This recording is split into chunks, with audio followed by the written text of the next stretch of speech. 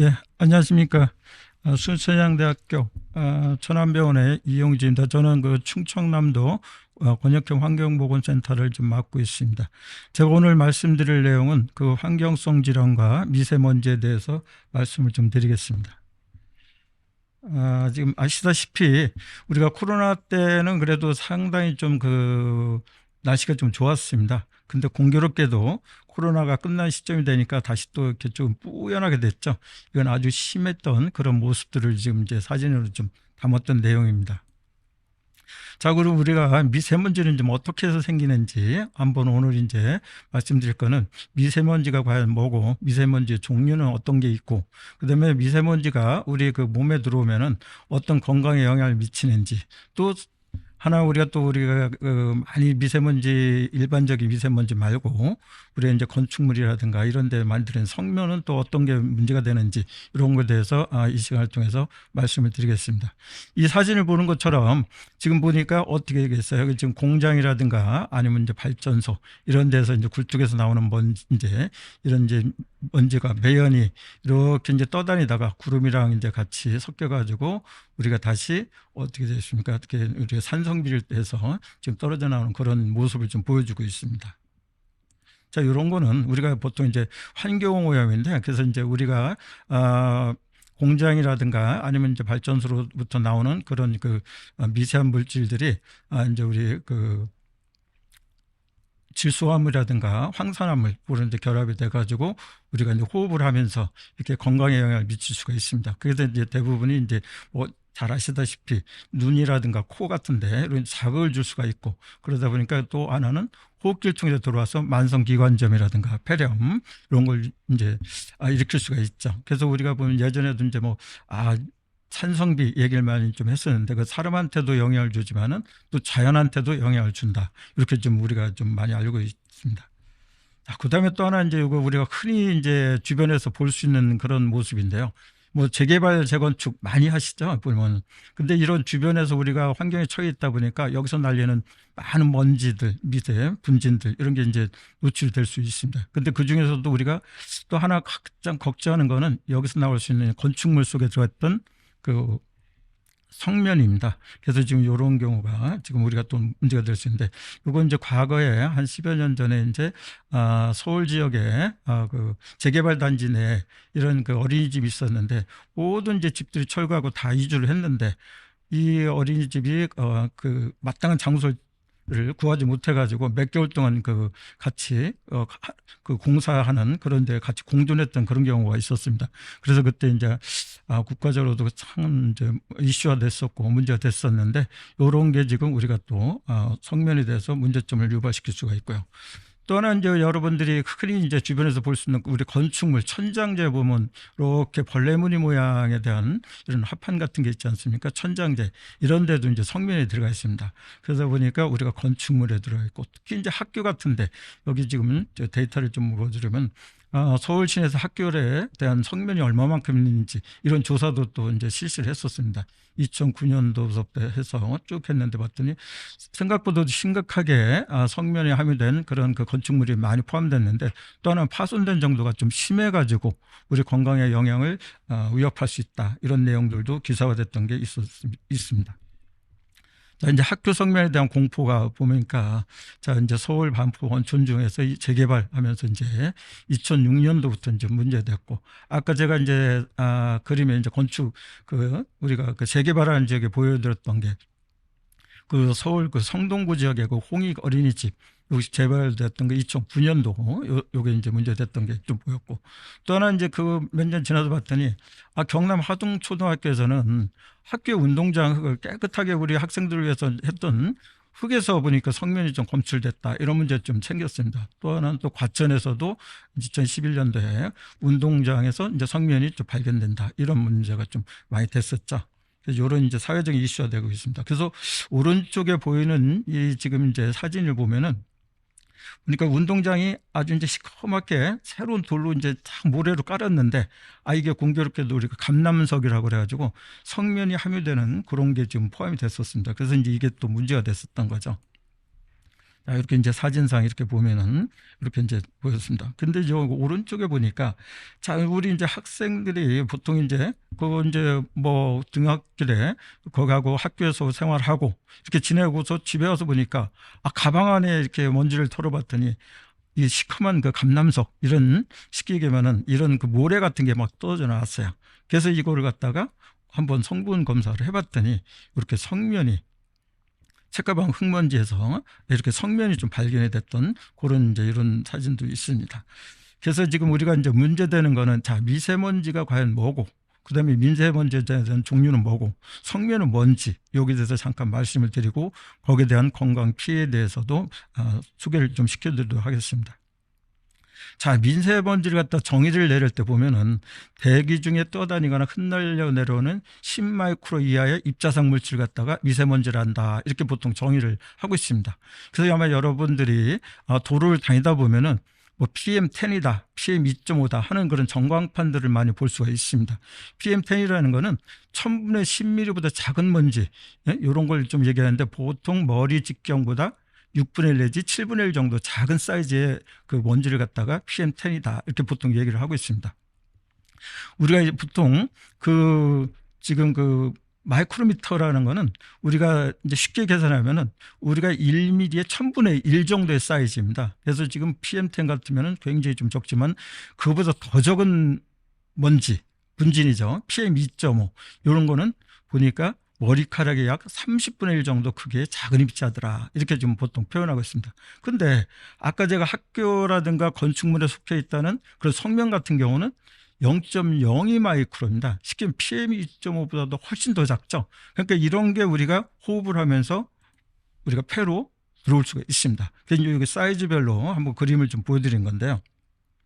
요게 지금 이제 머리카락을 지금 보여드린 거고요. 머리카락에 보니까 그 사이즈에 대해서 PM10 정도는 6분의 1 정도 적다. PM2.5면 그거보다 한 50분의 1 정도 더 적다. 이렇게 좀 보여준 겁니다. 지금 이렇게 지금 사이즈별로 좀 있다. 그런데 자, 우리 미세먼지가 사이즈가 작으면 뭐 어떤 게 문제가 되느냐. 우리 쉽게 얘기하면은 우리가 먼지, 눈에 보이는 먼지 같은 경우는 폐로 우리가 호흡을 하면서 사실 폐 깊숙이 들어오기는 굉장히 어렵습니다. 왜 그러냐면 우리가 호흡을 할 때 코를 통해서 들어올 때 코털이라든가 이런 데서 다 걸러내고, 또 하나는 들어올 때 기관지에서 우리가 기침을 하거나 재채기를 해가지고 바깥으로 배출을 시키는 작용을 합니다. 근데 이 먼지 사이즈가 너무 작았을 때, 이런 때는 폐에 침착할 수 있는 확률이 상당히 높습니다. 특히 지금 보시다시피 PM 이제 2.5 정도 같으면은 우리가 들이마시면 약 75% 정도가 폐포에 침착을 할 수가 있습니다. 그래서 우리가 보통 보면은 그래서 PM 2.5가 PM 10보다는 사이즈가 큰 것보다 사이즈가 적을수록 폐의 위험도가 더 높을 수가 있구나. 쉽게 말하면 폐 깊숙이까지 들어올 수가 있다. 이걸 지금 보여주는 그런 사진입니다. 자, 요 사진은 뭐냐면은 지금 요거는 이제 성면에 대한 사진입니다. 상면은 이제 보다시피 사이즈가 PM 2.5보다도 훨씬 적죠. 머리카락의 5,000분의 1 정도밖에 안 되는 그런 사이즈이기 때문에 거의 눈에는 뭐 보이지가 않습니다. 근데 이걸 이제 전자현미경으로 이렇게 관찰을 해봤더니 이렇게 날카로운 바늘처럼 생겼죠. 날카로운 바늘처럼 생겼습니다. 그래서 이런 것도 있고 약간 바늘처럼 생겼는데 약간 구부러진 이런 형태도 있습니다. 그래서 이런 게 사실 우리 폐 속에 들어오면 우리가 폐 깊숙이 박혀버리죠. 그러고 나서 사실 성면은 한번 폐에 깊숙이 박히면은 빠져나가질 않습니다. 그러다 보니까 거기서 염증도 생기고 그거로 인해서 염증으로 인한 우리가 또 암도 유발시킬 수가 있습니다. 그래서 성면 종류에 따라서 약간 틀리지만은 이렇게 성면은 사이즈가 작으면서 날카롭기 때문에 폐에 한번 들어오면은 빠져나가질 않는다. 그러면서 우리 질병을 유발시킬 수 있다 하는 그런 사진을 좀 보여주고 있습니다.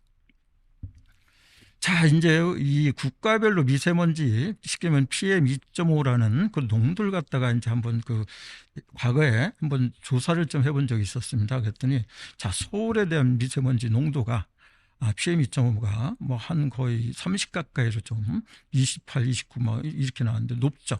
뉴욕이라든가 LA, 런던, 파리 각 나라의 주요 수도 아니면 주요 대도시랑 비교를 해봤더니 서울에서의 미세먼지 농도가 상당히 높더라. 이게 이제 2010년도부터 2012년도에 데이터를 비교했던 자료입니다.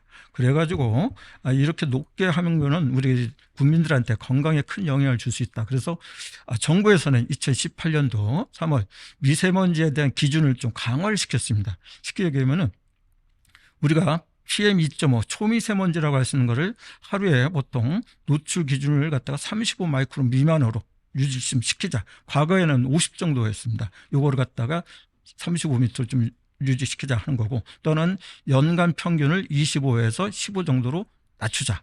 그래서 조금 강화를 시켜가지고 미세먼지에 대한 우리가 국민들의 건강을 갖다가 좀 보존을 좀 시키자 하는 게 2018년도에 이렇게 평균 노출 기준을 갖다가 재설정을 하였습니다.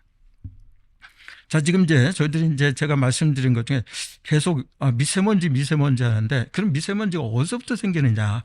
1차적 발생 원인은 발생 원으로부터 나오는 거죠. 쉽게 얘기하면 자동차에서 나올 수 있는 거. 자동차 연료가스라든가, 또는 공장 같은 사업장에서 연소로 인해서 나오는 거. 뭐 이런 것도. 그다음에 생물성 연소 과정에서 나오는 미세먼지.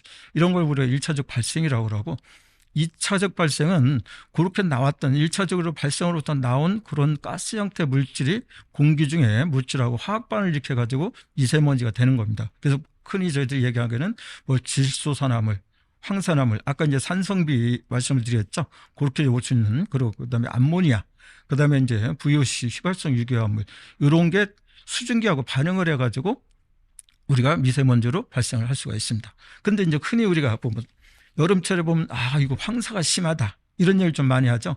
황사랑 미세먼지는 약간 차이가 있습니다. 사실 황사라는 거는 저쪽 우리 몽골 지역의 고비사막 쪽에서 이렇게 이제 거기서 발생이 돼서 중국을 거쳐서 우리나라 들어오는데, 황사 자체로는 흙먼지입니다. 사실은 흙먼지인데, 이 중국을 거쳐오면서 중국의 여러 가지 공장들에 나오는 그런 미세먼지랑 같이 합쳐지면서 중금속들이 포함이 돼서 사실 우리나라에 들어오기 때문에 황사 자체도 사실은 여러 가지 중금속이라든가 유해물질을 포함하고 있다. 근데 원체 근본적으로 황사는 모래먼지다, 이렇게 여러분들이 생각하시면 됩니다.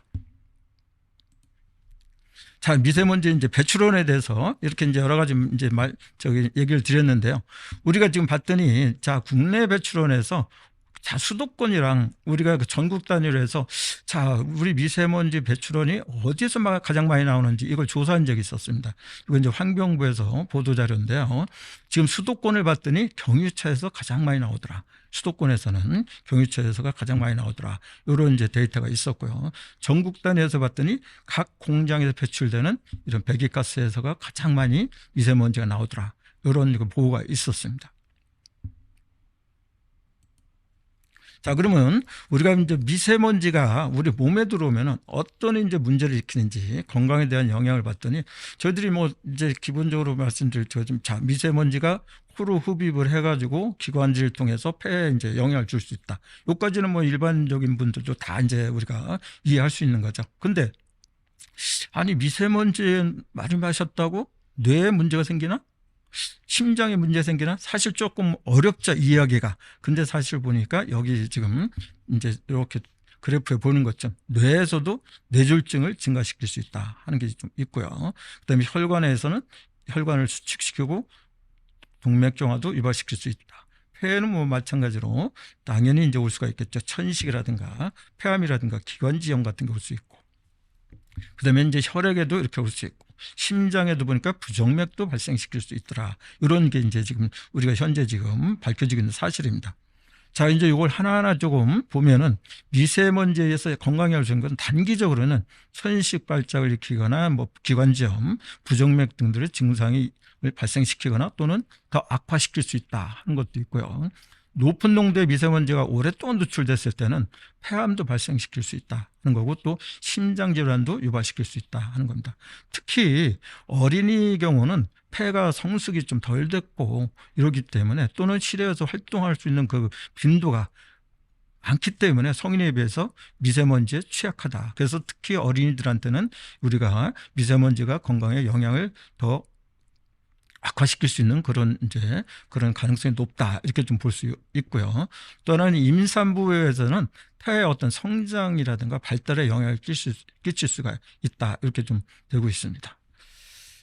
그래서 지금 요게 지금 보면은 지금 이렇게 지금 유럽에서 한번 이제 서유럽에서 13개 나라에서 한 36만 7천 명을 갖다가 건강자를 한번 분석을 해봤더니 자, PM2.5 농도. 아까 이제 뭐 상당히 작은 사이즈의 초미세먼지죠. 이런데 그 PM2.5 농도가 5마이크로 증가할 때마다 조기 사망률은 7%씩 증가한다 하는 그런 연구 결과를 좀 발표한 적이 있습니다. 그리고 세계보건기구에서는 연간 700만 명이 미세먼지로 조기 사망한다 하는 그런 내용을 갖다가 2018년도에 발표한 적이 있습니다. 그래서 허혈성 심장이라든가 뇌졸중, 흔히 말하면 우리가 중풍이라고 얘기하는 그런 발생률도 58%가 미세먼지가 기여를 할 수가 있고, 만성폐쇄성 질환 COPD라고 보통 저희들이 얘기를 하는데 만성폐쇄성 폐질환도 18%, 그다음에 급성 하기도 감염도 18%, 폐렴도 6% 발생되는데 영향을 미치더라 하는 겁니다. 그래서 WHO에서는 2013년도에 미세먼지를 인간에게 사람한테서 암을 유발시킬 수 있는 1군 발암물질로 확정을 했습니다.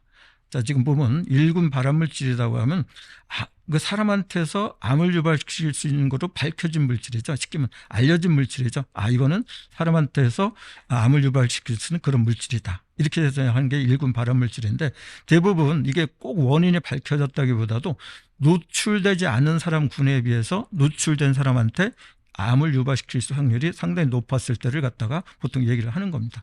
그래서 1군 발암물질에는 보니까 미세먼지도 포함이 되지만 아까 제가 말씀드렸던 성면도 미세먼지, 우리 1군 발암물질입니다. 또 하나는 우리가 유기용제 중에 벤젠이라는 물질도 주로 이제 우리가 이제 백혈병이라든가 이런 걸 유발시킬 수 있는데요. 이것도 1군 발암물질입니다. 근데 우리가 흔히 접할 수 있는 알코올, 술이죠. 이것도 1군 발암물질입니다. 흡연에 대한 연기도 마찬가지고.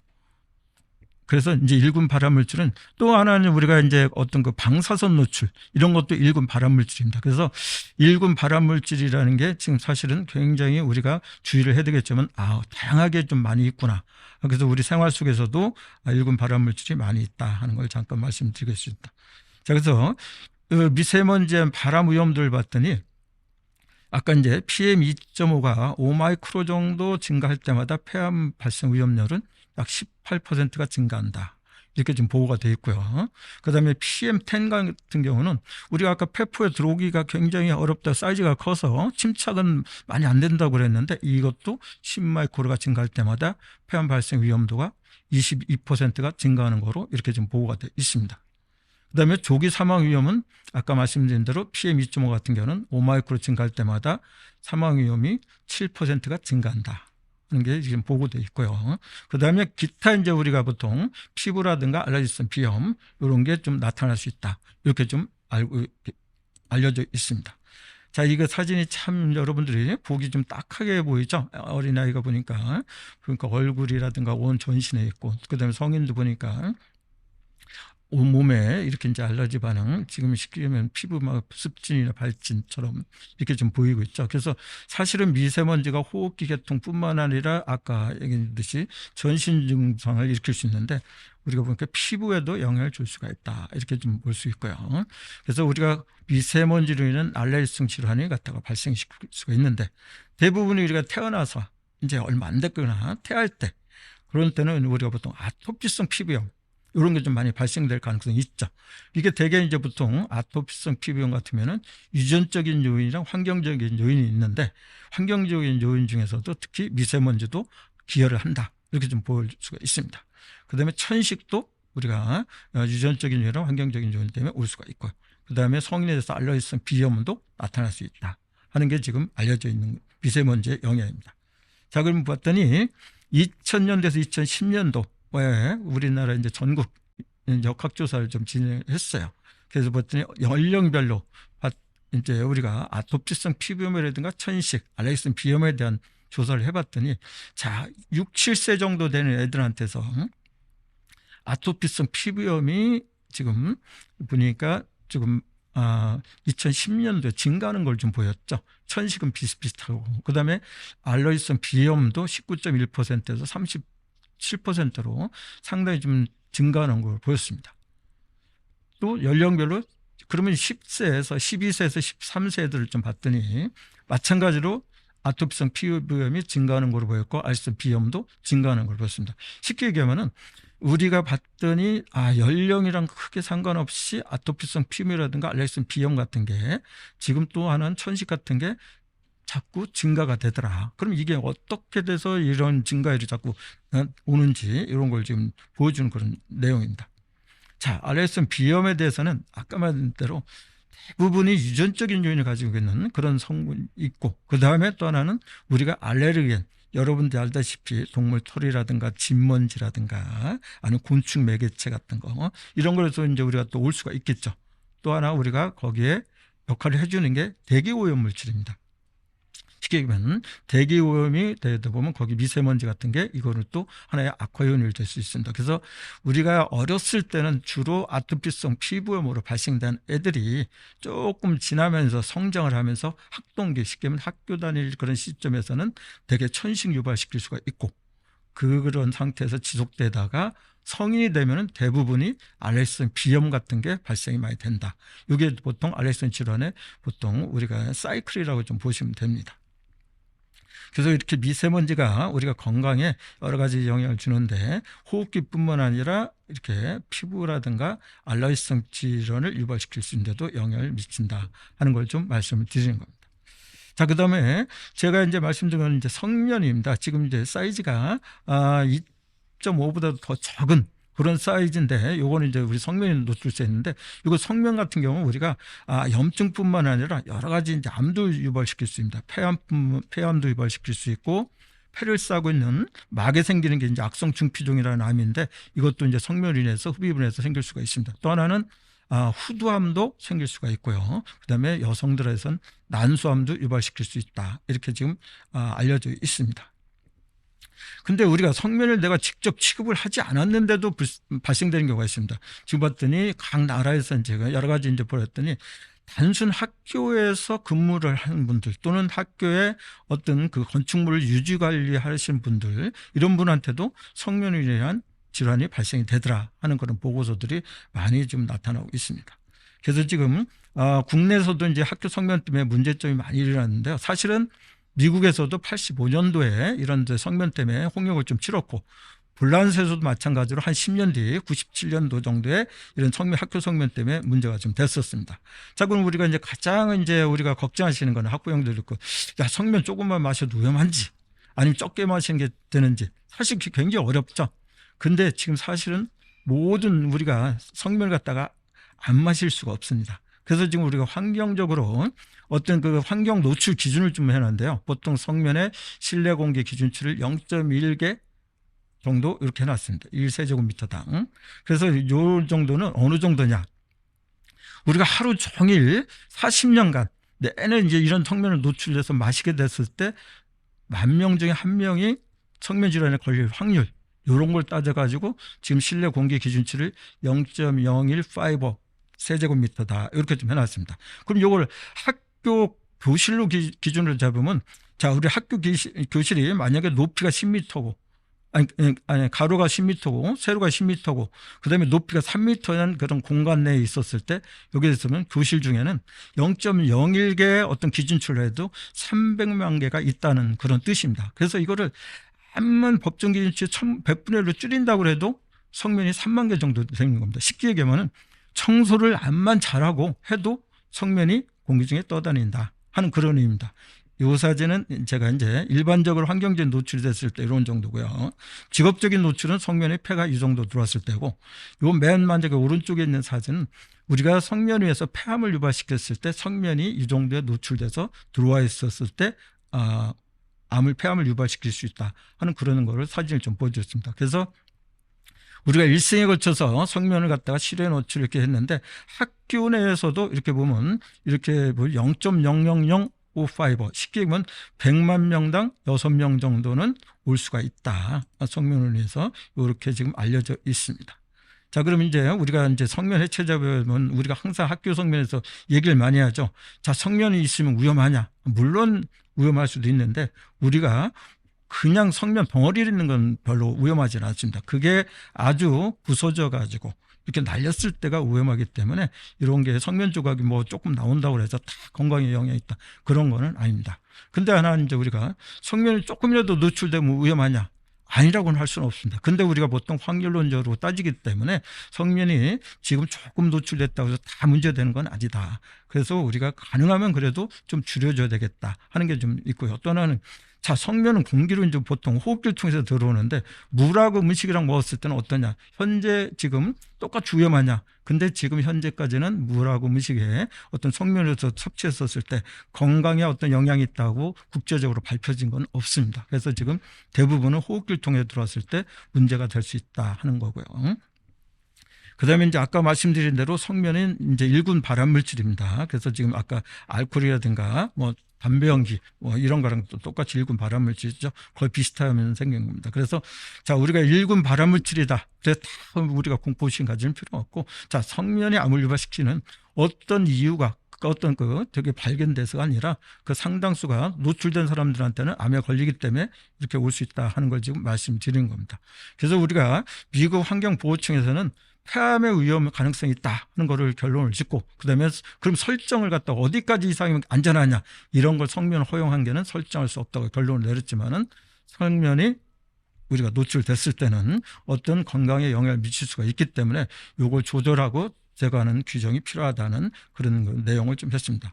그래서 우리가 사전 예방주의 원칙에 따라서 가능하면은 노출을 좀 줄이고, 만약에 노출이 됐었을 때는 정기적으로 체크업을 해서 하는 거지 막연하게 너무 공포심을 가질 필요는 없다. 이렇게 여러분들이 생각하시면 될 것 같습니다. 자, 이거는 뭐 대기오염에 대한 우리가 이제 뭐 우리가 확인할 수 있는 방법들인데, 아마 이건 이제 보통 예보 경보 확인 방법은 이제 앱에서 많이 볼 수가 있고요. 대처 방안에 대한 거는 뭐 우리 흔히 이제 공기질에 따라서 나쁘거나 매우 나쁠 때는 가급적이면 외부에 활동을 자제하는 게 좋고 마스크를 썼으면 좋겠다 하는 건데, 지금 마지막으로 말씀드릴 게 대기오염 시 대처방. 우리가 이제 가급적이면 대기오염이 심하고 미세먼지가 많이 됐을 때는 가급적 외출을 자제하는 게 이제 가장 필요하고요. 필요하면은 우리가 이제 보건용 마스크, 이제 인증된 마스크를 좀 착용을 해서 활동을 하는 게 좋고, 그 다음에 너무 심할 때는 좀 피하고, 그다음 활동량을 좀 줄이는 게 좀 필요하다는 거고, 외출 후에는 반드시 집에 들어와서는 손이라든가 눈, 코 이런 걸 좀 씻고요. 그다음에 물을 갖다가 많이 좀 드시고 야채나 과일 섭취를 해가지고 노폐물을 배출시키고 항산화 효과가 있도록 해주는 게 좀 좋겠다 하는 거고, 여섯 번째는 환기, 실내 같은 데는 환기를 좀 해가지고 미세먼지를 없애주고, 또 하나는 물 청소를 좀 실시해서 미세먼지를 줄여주는 방법을 좀 해주면 좋겠다 하는 거고, 일곱 번째는 대기오염 유발하는 행위를 좀 자제해 주는 게 좋겠다 하는 겁니다. 그래서 대기오염에는 우리가 실외 온기도 있지만 실내 온기도 있습니다. 그래서 가능하면 실내에서는 자연 환기를 좀 시켜주고, 그 다음에 또 하나는 너무 바깥에가 그 대기오염이 심했을 때는 도로변 외에 심한 데 말고 바깥에 문을 좀 열어두시는 게 좋고, 그 다음에 이제 우리 어머님들이 가장 이제 주의할 것 중에 하나는 우리 조리하면서 여기서도 여러 가지 미세먼지가 나올 수 있습니다. 그래서 그런 경우는 우리가 이제 후드를 좀 가동을 하고 문도 좀 열어놓고 이렇게 해서 동시에 같이 해서 좀 실시를 해주는 게 좋고, 조리 후에는 반드시 한 30분 정도 환기를 시켜주면은 실내에 대한 오염도가 좀 떨어지지 않겠나 이렇게 좀 할 수 있겠습니다. 자, 이상으로 제가 오늘 말씀드리는 거는 환경성 질환과 미세먼지에 대해서 말씀을 드렸습니다. 혹시 강연 내용에 대해서 궁금한 점 있으시면은 그 댓글로 질문을 이제 올려주시면은 제가 거기에 대해서 검토를 하고 답변을 드리도록 하겠습니다. 자, 이상으로 지금 환경성 질환과 대기오염에 대해서 강의를 마치겠습니다. 예, 감사합니다.